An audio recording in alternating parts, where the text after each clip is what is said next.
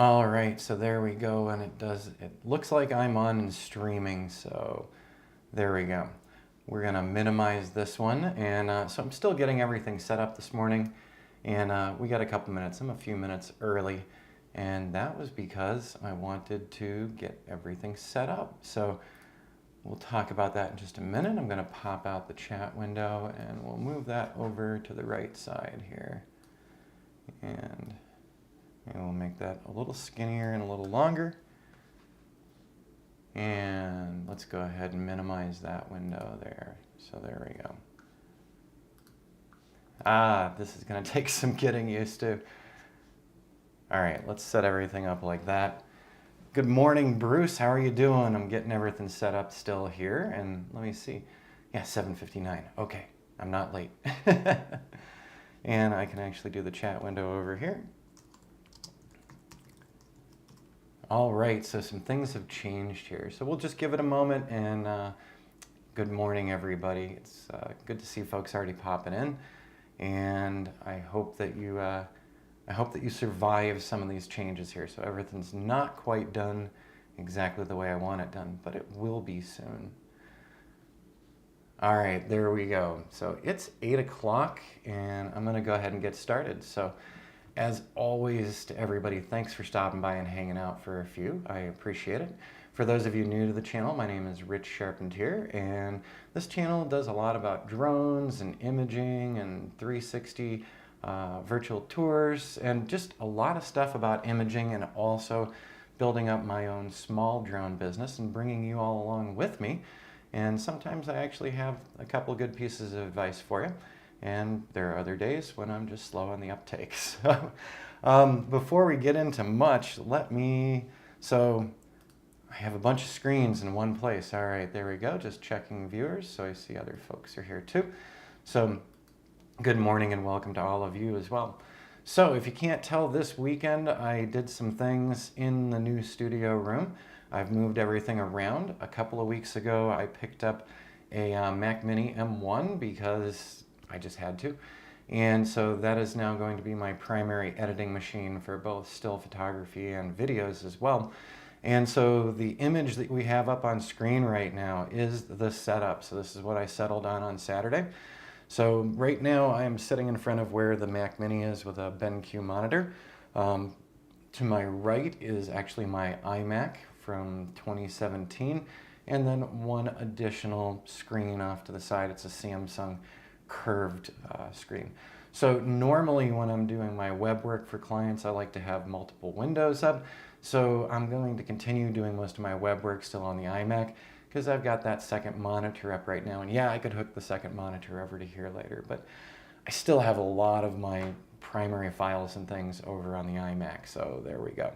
So I'm getting used to this because I feel like I'm in one of my old network operations centers or one of my switch control centers, because I've just got a bank of monitors here and I can do this. So sorry, I had to have a little fun with the rollers there. But so what you're looking at here, we've got the Lume Cube. So that's replaced one of my other studio lights that died because of our recent move. And Lume Cube's doing a great job, and I need to stop looking into it. Below that, we've got the new BenQ monitor. You can also see the stand for the Blue Yeti.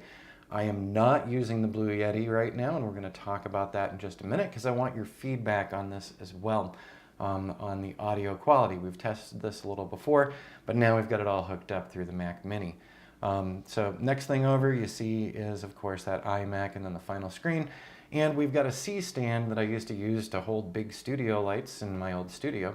And that C stand is now the home for my little Logitech streaming camera. So that's still antiquated. I don't like setting up all the other cameras for this stuff sometimes. So on the live streams, I'm usually using that. By the way, before we go any further, I gotta say hats off to all other live streamers.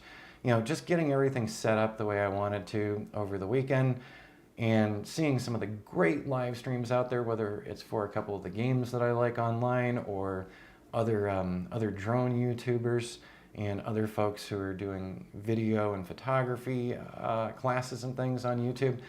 I really admire all the folks doing the live streams because there's a lot that goes on behind this. Like just trying to fine tune your audio, setting up your studio the way you want, rearranging things, putting up some of these automated buttons and things where they've got their little subscribe buttons and all that. There's a lot behind the scenes that goes into that. So if you haven't ever tried doing a live stream, you should give it a whirl. You can set it to private just so that you can play with it too. And that's how I started out months and months and months ago when I decided to start doing the weekly live streams here. There's a lot of experimentation and a lot of learning. So really, really admire the other folks who put so much into their live streams, and some of them who do multiple live streams a day. You guys are awesome. So I'm catching up, but I still haven't invested that much into doing the live streams yet. So there's the office number 2 image. Let's go grab the office number 1 image, and we'll just move this over. By the way, I popped out the chat window so I'm not looking way over all the time like I was on the other screens. If this is annoying or anything, let me know. So if you guys don't like seeing that thing up there and it gets in the way of workspace, just let me know. So this is the view from the other side. This is the view from where I'm sitting right now as to how the studio's gotten set up. So as you can see, we've got the Blue Yeti right over here. We've got the BenQ. There's the iMac, and there's the weird little Too Dark Samsung. So I don't know if I'm going to keep this set up this way. We'll see how things work this week. Tomorrow I've got a couple hours with a web design client, and so I'll be operating off of the iMac, so I'll be slid over that way. But we'll see how this works out. But like I said, basically the Mac Mini is going to be all about photo and video editing. So that's where all that magic's going to happen here.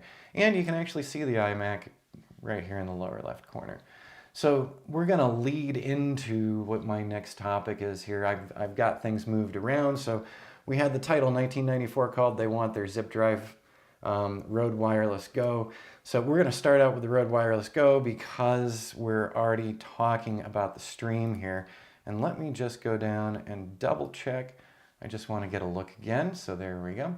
Just checking to make sure that the stream is doing well. And let's go ahead on over and go right to here. Because the big announcement last week, the announcement that just flipped my stomach. So no, I'm not mad.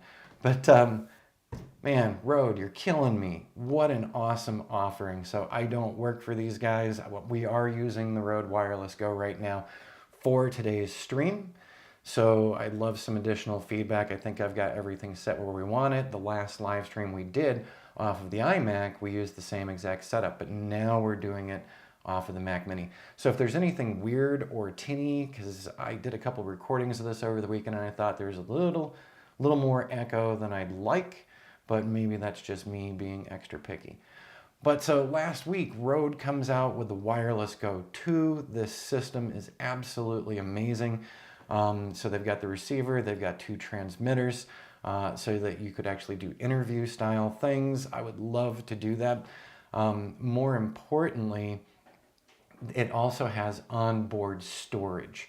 So if you're out in the field flying a drone and you're trying to talk through the steps of flying the drone, most likely you'll be recording off of your smartphone, like an iPhone or an Android tablet even.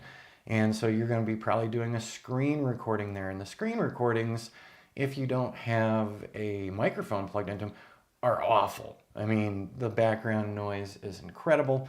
And so, a lot of problems come up. And usually for me, what I'm doing is I'm screen recording on a phone or a tablet. And that audio is terrible. I'm also recording to an iPhone 8 that I have the Rode Wireless Go system plugged into, so using Filmic Pro. And so what I use that for, I really don't use the video from the Filmic Pro. I'm using the iPhone as my audio recorder, so it's using the Go Wireless 2 connected up to that iPhone, and then I'll have my Canon M50. The M50 is really what's getting the footage that I want, and the iPhone is getting the audio that I want, and I found that that's been the best setup. But now here we are where we can actually record on the Rode system. So the Rode system will do 7 hours of, I think it's compressed audio and like 24 hours of uncompressed. Basically, it would take an entire device out of my outdoor recordings. That's awesome. So absolutely, I want one. And absolutely, I can't spend the money on one right now. I've already got a functional setup here with the original Rode Wireless. The thing that really kills me is, so one of the projects that I haven't talked to you about in the past couple weeks has come to a conclusion. I haven't discussed it at all because it's not launched yet. So, and that's up to the client. So we have been working with a new client out of Prescott Valley. They're a small business in the greater Tri-City area. And they were actually looking for a couple things. So they had gotten in touch weeks ago about a drone flight and some still images. And then they got back in touch asking about a video presentation for their company. So we do tutorials here. I actually do work for other companies and doing tutorials for them. But outside of the tutorial realm, doing an interview series of videos and introductions to this business and to the business staff, that was something that was a little outside of what I would consider my normal standard. So I let the clients know that, and they were okay with it. So over a 2-week period, we've done a lot of interviews. The Rode Wireless Go has been used like crazy.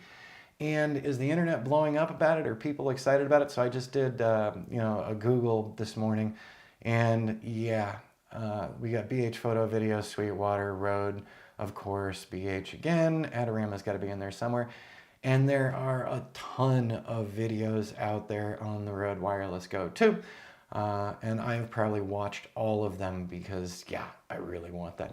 I'd love to be a tester for them, Rode, if you're listening to the live stream. Just saying. But so anyways, yeah, Rode is really grabbing my attention and grabbing the attention of a lot of other folks who are doing things like live streams or in the field video, in the field photography.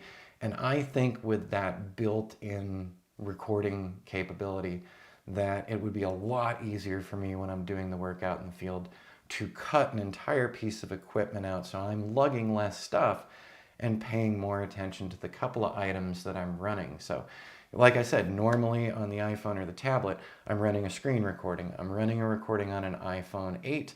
I'm running a recording on a Canon M50. And I'm also paying attention to whatever it is that we're talking about, be it flight or 360s or anything else. So there you go. Hey, if anybody's gotten in with Rode, let me know. Put me in touch. And of course, I'm just joking around a little bit, everybody. All right, let's check the live stream here. And just to make sure I'm not missing anybody's comments, that's why I had that chat pop out. And if you could let me know if that chat pop out's weird, just go ahead and let me know.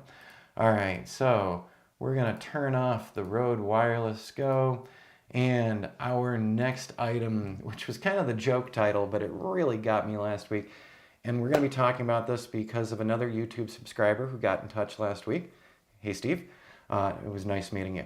So I had a conversation with another person who pops here, and I think to one of my other classes, and they were asking about something that they were bidding on. And it was a very interesting bid, and I wanted to talk to you guys about this because it made me think of...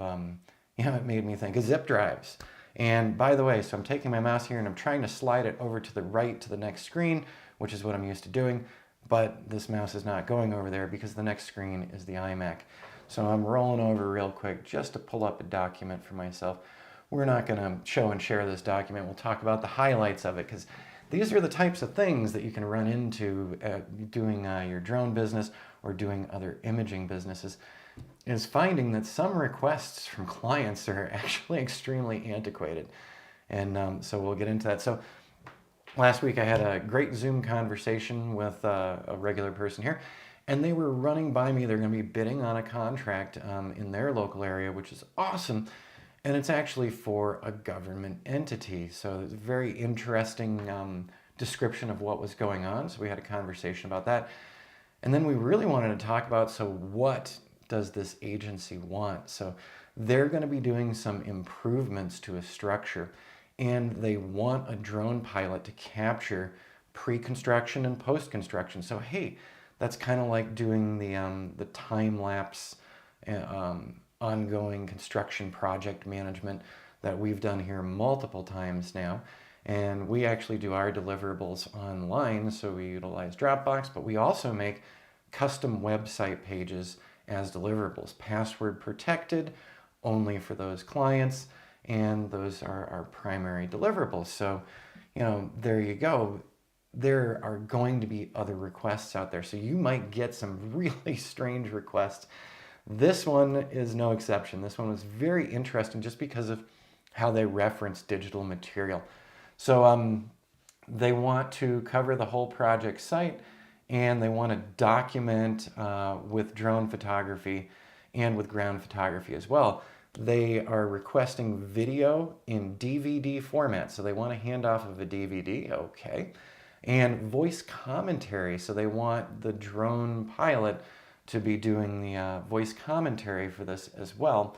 And let's see, what else are they saying? I'm going to take a roll on over here. The voiceover is going to cover pertinent and unusual conditions. So the video is going to need a stamped date. Okay, that's all right.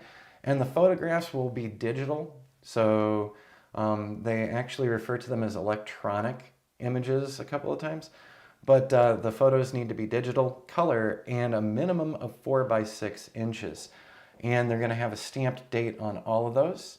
And those are going to be provided to the agency. 2 CD copies for the still images, 2 DVD copies for the videos, which I kind of thought was a little interesting because there are multiple other ways to deliver these days, especially with Dropbox and Google Drive. There's a lot of secure ways that we can actually deliver to our clients, so we're not having to bring them physical media. But this is when it got really fun. When they said 4 by 6 inches and stamped date, they said the electronic photos, I'm just highlighting for myself here, the electronic photos, so not digital photos, not just photos, the electronic photos will be accompanied by a log describing the content of each photo, okay, and the photographs shall be assembled into a report format. They actually want printed material.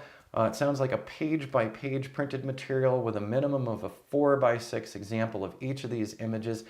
And so as I was reading through this, some of the specifications in this, and I said to the gentleman that we talked to last week that I probably wouldn't get the contract because I wouldn't be able to stop cracking jokes about some of the contract material here.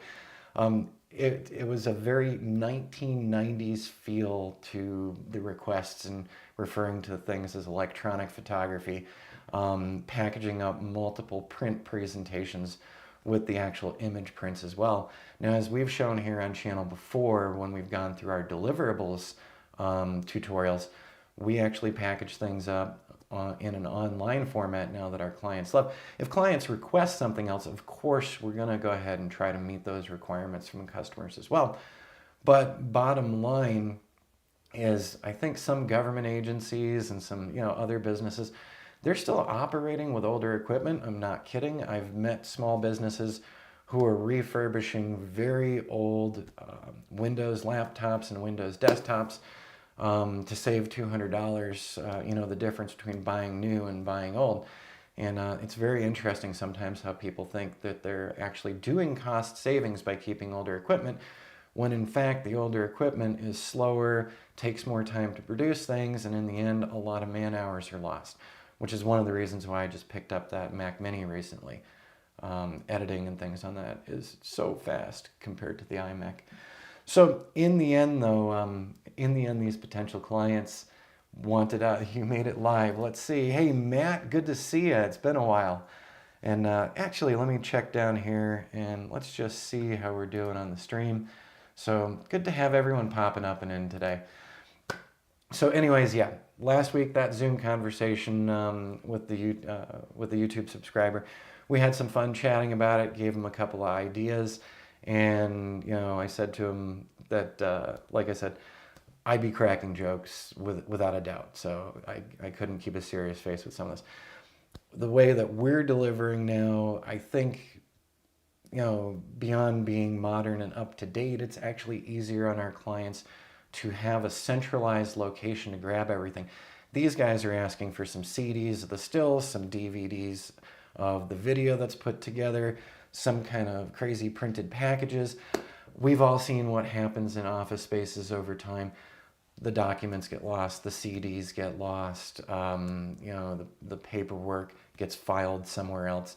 If you can actually give them a central point and a hub to get all of their information in one place, I think that's much more convenient. So I suggested to him that he run that by them. As we've always said here when we're talking about getting client jobs, have the conversations with the clients, offer to take a walkthrough of the location beforehand just to get a better feel for the location, because it sounds like there's going to be a lot of moving parts at this place for both the pre-construction and post-construction, and there's an interest in a lot of things. The one other thing that came up in their document here that was really surprising to me, they wanted before and afters, of course, and they wanted them in the approximate areas, but they didn't ask for the same exact locations. And we all know, as drone pilots using Litchi and ground station and other tools, that we can take a photo from the same exact location a week later, a month later, a year later.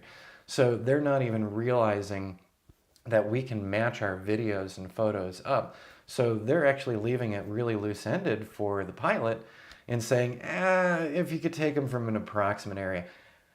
I think coming back to them and saying, how about I take it from the same exact area and we can overlay that before and after. And now I'm taking a look back over here. Matt, for the voiceover, wonder if you could find someone on Fiverr to talk to more. And how much would it cost? Yeah, exactly.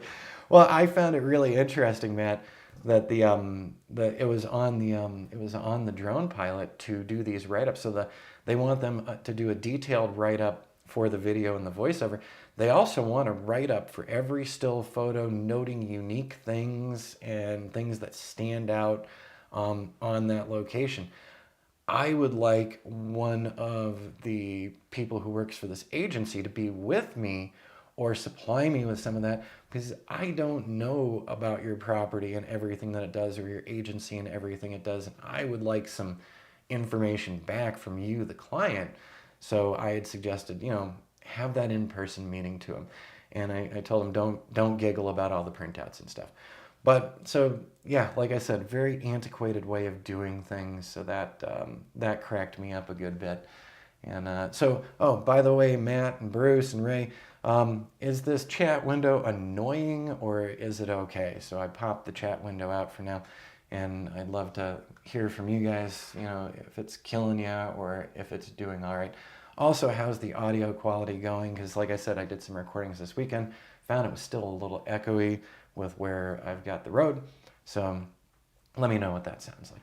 See, now I've got to reach across to the second mouse. So we got mouse number 2, mouse number 1, keyboard 2, keyboard 1. Getting a little crazy in here. All right, so I'm doing things out of order today. We did the 1994, we did the audio here. We talked about the Rode Wireless, and there's one more topic that I wanted to get into today, just to answer some questions that I've been getting privately. So we're still doing a lot of drone stuff on this channel, I promise you. Oh, before I do that, so there's the iOmega stuff up on screen. I also wanted to show you from 1994, upper left corner, the IBM ThinkPad 700. It was a monochrome screen. And this is when I was in grad school back in New Hampshire. And this was my first laptop ever. It wasn't a color screen, but I could hook up my iOmega zip drive to it. This was the first laptop that I started getting into all of my internet and network engineering stuff. I was in grad school for economics, but I did a thesis on the economics of digital networks. And I walked away from the doctorate program. I ended up getting a job with Sprint PCS and then AT&T Wireless, Suncom PCS, and US Cellular. So been in the industry for a bit, but that is the computer that got stuff started for me. That is the laptop where I started building a first website ever back then for University of New Hampshire's economics department. And that's when I put together an NT server there, if any of you guys remember that. So, all right, there's that extra sideline right there. Let's close that one up, and we're looking at Kula again. Oh no. So what I wanted to say is more drone stuff is going to be coming up again, and I wanted to answer the question, why so much 360 virtual tours, Rich? I've had requests for them, and I've had paying contracts for them. So as I've said previously, we're documenting my business as it grows and develops as well, so that you can kind of get an insight into, what's going on with other people who are doing drone work as part of their business. And so January and February was pretty quiet for new drone inquiries. We had a couple, and nothing that was going to be going on right then. We do have some plans for some new clients into March. So more drone stuff will be coming back, but I was focusing on, hey, where's the business going? We're taking a turn here, so we're going to follow that turn along, and we'll share with you what we learned there. So that's what's been going on with why so much 360 stuff. And I've also been putting together a couple of 360 classes, both aerial, like we're seeing up here, and ground-based as well. So the drones do fit into the 360s as well. And I was thinking last week, I said, I've got to talk more about drones again. I don't want to lose any subscribers. I don't want to lose your interest. And I also want you to enjoy and find this informative. So while I was worrying about that last week, I got 2 back-to-back inquiries on Friday. So we've got a solar company who is looking for some quotes on flights for buildings where they've had installs, and they're actually panel manufacturers looking for some assistance in tracking the panels that have gone in. So I responded to them over the weekend, so we'll see what they say. But I also got a call probably a half an hour after I got their email from another construction company who's looking at 3 different site locations, has some very specific requirements about the construction areas and the data that they're looking to collect. And one of their areas is a problematic area, which I'm going to have to do something about for an authorization because of their proximity to an airport. And where they're located, they're in a zero grid. So we'll be talking about that as well. So that's going to be up and coming. We had the initial conversation with the company last week. I suggested to them, as we talked, I said, you can check around these. This is going to be dependent on your time frame. If we need to get an authorization where we're putting in through the FAA drone zone and seeing if we can get approval. So fortunately, they said they're already at this moment, they don't need the flights going on yet, and they do have a little time. So they were looking into who they're going to select as the drone operator to work with them, and also, who's in that area that can cover those things. So I did explain to them, because customer education is a big part of what we should be doing. And I did explain to them that, okay, so these properties are great and we could deal with things really soon for you. And this property is not so great because of your proximity to this particular airport. And we're going to need to do a submission in order to get that done. So the drone stuff is coming back. So we're going to see some drone work here in March. And we're going to see some other special projects that are still dealing with the 360s. So on Wednesday, I have got this is going to be a really cool, fun project. And it's going to be for a 3-story, extremely historic building. I'm not going to say anything more about that because I'm just going to show you later in the week or on next week's live stream. For those of you who are really interested in more 360 information, I will say this about Wednesday's project. We are going to be bringing along a Canon 7D with an 8mm fisheye lens.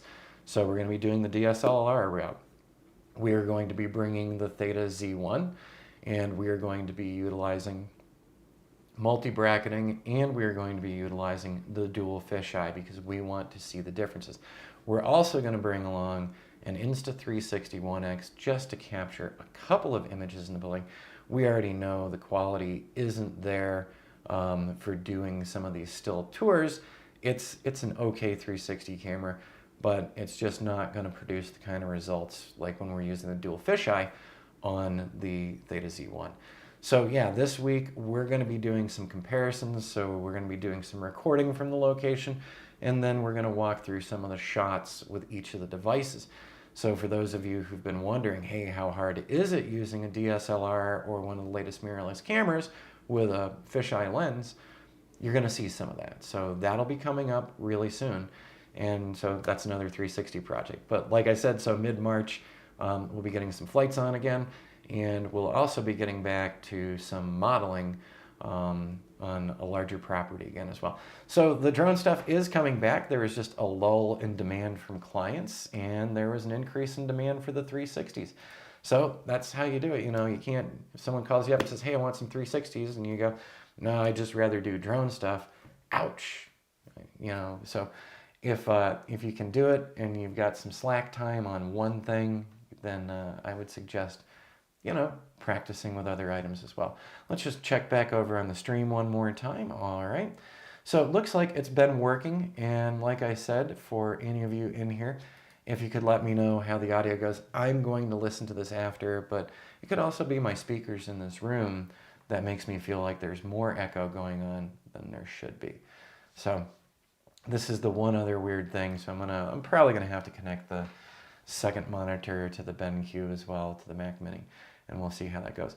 Before we wrap it all up, so I'm gonna go ahead and minimize this, and then there's that screen again.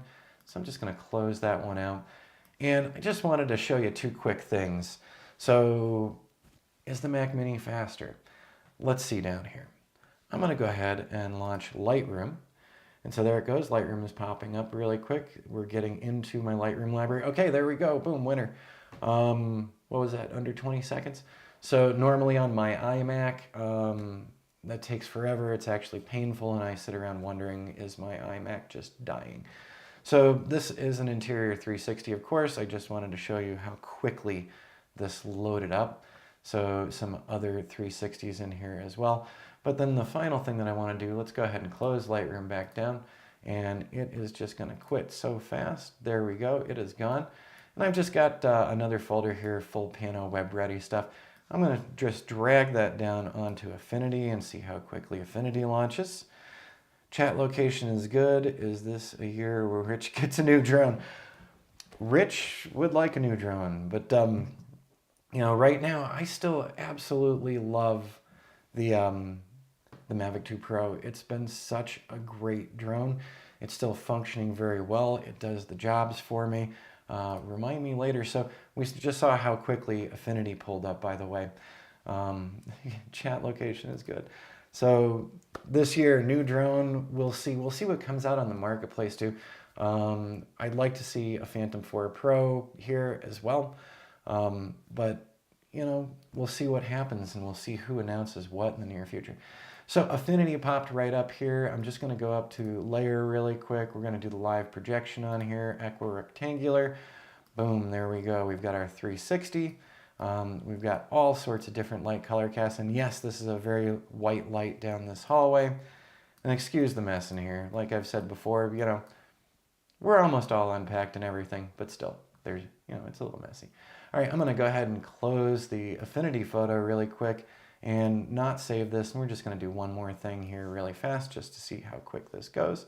Dragging the same exact image down into Photoshop as well, because we can also take a look at our 360s in Photoshop as well, which I've shown before on the channel.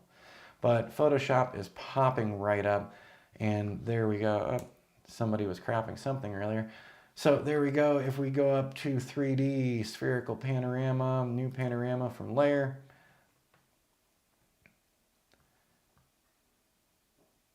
No, I don't want to switch to the 3D workspace. Sorry, just had to pay attention to that. There we go again. So I'm going to say Lightroom popped up really fast, Affinity popped up really fast, Photoshop popped up really fast, and in all honesty, way faster than what's been going on with the iMac. So I'm not going to save that one either, but I just wanted to show you. So for our purposes here, when we're throwing Final Cut on, Lightroom, Photoshop, Affinity, I can have all these things open and things really aren't bogging down. Whereas I tried to do too much of that on the iMac and it was just awful. So, all right, we're going to wrap this one up. Then only a half an hour live stream today. Let me make sure I didn't miss any of my other topics over here. Yeah, the old projects and new projects. So, by the way, the project that I've been working on that I said I couldn't show anything, when the client actually launches this campaign that they're doing, we'll see it here. I'll be passing along a link to you so that you can go over to their YouTube channel, watch the video we put together, see the interviews with their staff, and then you'll know one of the things that I've been up to the past couple weeks. And like I said, going all the way back to the Rode Wireless Go 2, man, I would love to have had that with me doing this work with these customers. Instead, we did all one-on-one interviews, but it would have been great to have two different channels so that we could have actually had some of the staff members discussing their particular business and what they're doing. So, Matt, will we see the new drone this year, or will we see the Rode Wireless Go 2 first here this year? I know my current setup's already working, but still, I want it. All right. Then we did the two new potential clients and talked about one's construction, one's solar. And then once again, Wednesday, we're going to go out and do something really fun and also profitable. But, and I can't wait to share that one with everybody. I think you'll have fun following along with this. And you're going to get to see firsthand. All right, Insta360 One X, Theta Z1, and the Canon 7D. What produces really nice stuff, and how much stuff or how much time do you want to invest in it? All right, everybody, I'm gonna pull this final one back up here, and we're gonna go ahead and close that down. So there's, if you've never seen a streaming window, there you go.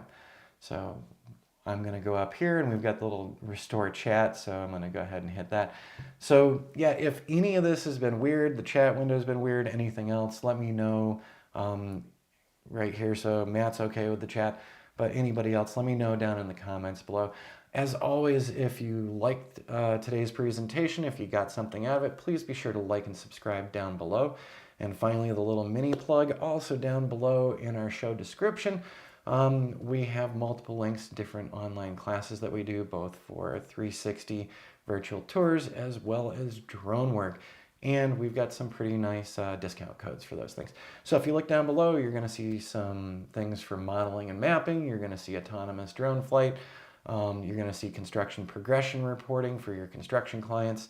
And you're going to see new things on 360s. So check out our Teachable at az-drone.teachable.com. All right, at the latest, we'll see all of you next Monday, but you'll probably see more here sooner, as I usually get overexcited when we do these fun projects and start sharing early on. So for everyone who stayed on channel today with me through the whole thing, thanks. It's always great to see you. And Matt, awesome to see you. And Ray and Bruce, it's always nice to have you guys popping through. And I really do like having you as part of the channel. So also, I have mentioned on my Patreon channel, just to let y'all know, we're going to start doing some weekend Zoom meetings. So I think we're going to do 2 a month. Just waiting for a little more feedback from my patrons. Everything that has come back so far has been positive. So we're talking about doing maybe a 1-hour Zoom meeting once every other week on a weekend day. So if you are one of my patrons, pop back on over, go ahead and vote on there. Let me know what you think. If you're not one of the patrons, you can stop by the Patreon channel. There's a link down below in the description as well. And if you go over to Patreon and just look for Rich Charpentier, I'm there. And by the way, if anyone's gotten in with Rode, tell them to send me a Rode Wireless Go 2. I'm sorry, I'm teasing. If I need one, I'll buy one. All right, everyone, have an awesome start to your week. We'll see you again real soon. I hope this new setup has worked out for everybody. And please let me know down in the comments below. Audio quality issues, video issues. Let me know everything. All right, we'll see you again soon. All right, ending the stream.